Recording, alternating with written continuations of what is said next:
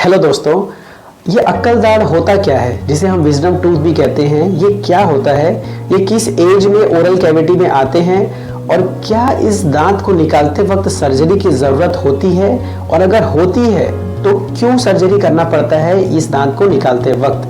तो दोस्तों आज के इस वीडियो में हम इन्हीं सारे पॉइंट्स के ऊपर बात करने वाले हैं। दोस्तों I am doctor Ankit Singh, oral and maxillofacial surgeon and implantologist. चलो दोस्तों वीडियो स्टार्ट करते हैं।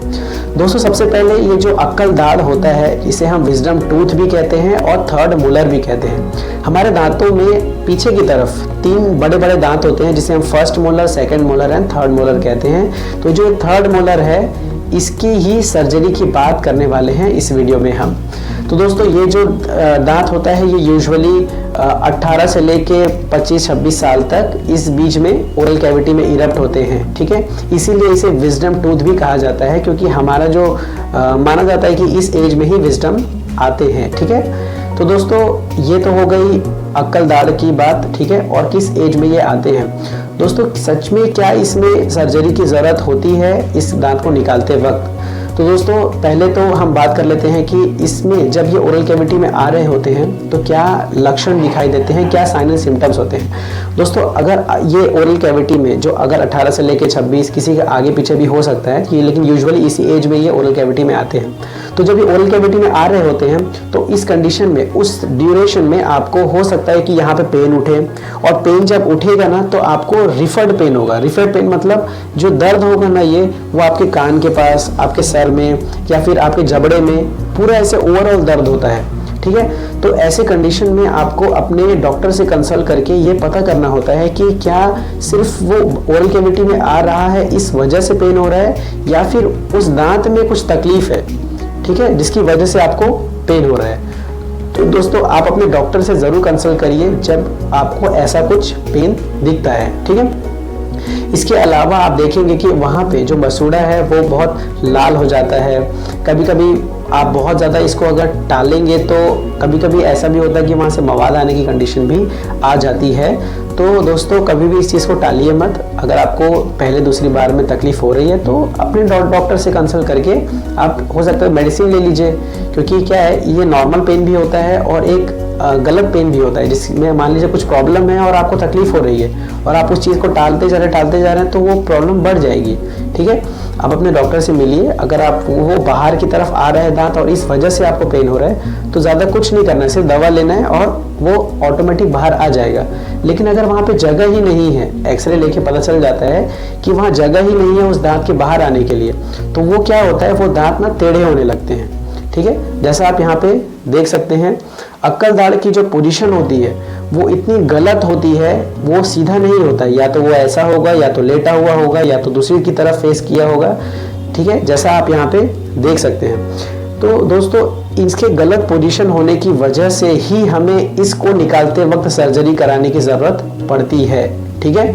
तो दोस्तों आप खुद इमेजिन करो कि एक आखिरी वाला दांत है जहाँ पे एसेसिबिलिटी भी सही नहीं होती है और ऊपर से ये दांत टेढ़े हैं, इनकी पोजीशन अलग है। तो ऐसे कंडीशन में हमें सर्जरी करना ही पड़ता है, ठीक है। क्या होता है सर्जरी में यूजुअली सबसे पहले मसूड़े को काट के थोड़ा सा ऐसे साइड किया जाता है ताकि हम दांत को देख सके, ठीक है। दांत देखने के बाद ये देखा जाता है कि कितने हड्डी से वो कवर्ड है। अगर हड्डी से कवर्ड होता है तो हमें ऊपर के हड्डी को हटाना पड़ता है और जितना हो सके कम हड्डी को हटाया जाता है, ठीक है। अगर बहुत ज़्यादा कम जगह है तो ऐसी कंडीशन में हमें दांतों के 2-3 टुकड़े करके उस दांतों को टुकड़ों में निकालना पड़ता है, ठीक है, क्योंकि अल्टीमेट दांत तो निकलने ही वाले हैं, तो हम उसे कितने भी टुकड़े करें कोई प्रॉब्लम नहीं है। लेकिन जो बोन है, हड्डी है, उसे हमें बहुत कम ग्राइंड करना पड़ता है, क्योंकि ऐसा बोला जाता है कि tooth belongs to doctor and bone belongs to patient. क्योंकि बोन तो हम हटा नहीं रहे हैं ना, नहीं हटा सकते क्योंकि बोन को तो वहीं रहना है, ठीक है, लेकिन दांत को तो निकालना है। तो हम दांत के 1 पीसेस करें या 2 पीसेस करें या 4 पीसेस करें कोई प्रॉब्लम नहीं है, ठीक है। तो ऐसी कंडीशन में हमें दांत ग्राइंड करके या फिर दांत को कट करके निकालना पड़ता है। उसके बाद जैसे दांत निकाल दिया जाता है और उस मसूड़े को टाका लगा के कवर कर दिया जाता है और कुछ दिनों में वो ऑटोमेटिक हील हो जाता है, ठीक है। तो दोस्तों दांत अक्कल दाढ़ के गलत पोजीशन होने की वजह से उसकी सर्जरी करनी पड़ती है, लेकिन कभी कभी ऐसा भी होता है कि वो पूरी तरीके से इरप्टेड होते हैं बाहर और उसमें सड़न होती है तो हमें सर्जरी की भी ज़रूरत नहीं पड़ती, नॉर्मली वो बाहर की तरफ आ जाते हैं। ठीक है, तो दोस्तों आई होप आप लोगों को अक्कल दाढ़ के दांतों में सर्जरी कराने की ज़रूरत पड़ती है या नहीं, इससे आपको समझ में आ गया होगा कि कराना पड़ता है या नहीं। ठीक है, फिर भी आपको अगर कुछ डाउट होता है तो आप हमारे दिए गए नंबर पे पूछ सकते हैं कांटेक्ट करके।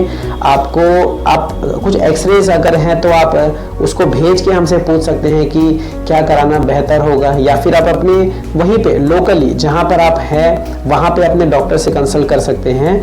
आपको टालने की ज़रूरत नहीं है। ठीक है, आपको अगर तकलीफ हो रही है आप अपने नियरेस्ट डेंटिस्ट के पास जाइए, उनको दिखाइए, वो आपको प्रॉब्लम सॉल्व कर देंगे। ठीक है, कभी भी इग्नोर मत करिए ऐसे पेन को या किसी भी चीज़ को, क्योंकि इनिशियली अगर आप ठीक करवा लेंगे तो अच्छी बात है, क्योंकि इसके कॉम्प्लिकेशंस भी बहुत सारे होते हैं जो कभी मैं आपको नेक्स्ट वीडियो में बताऊंगा।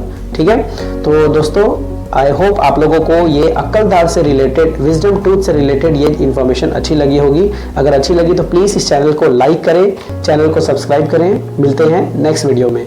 Thank you.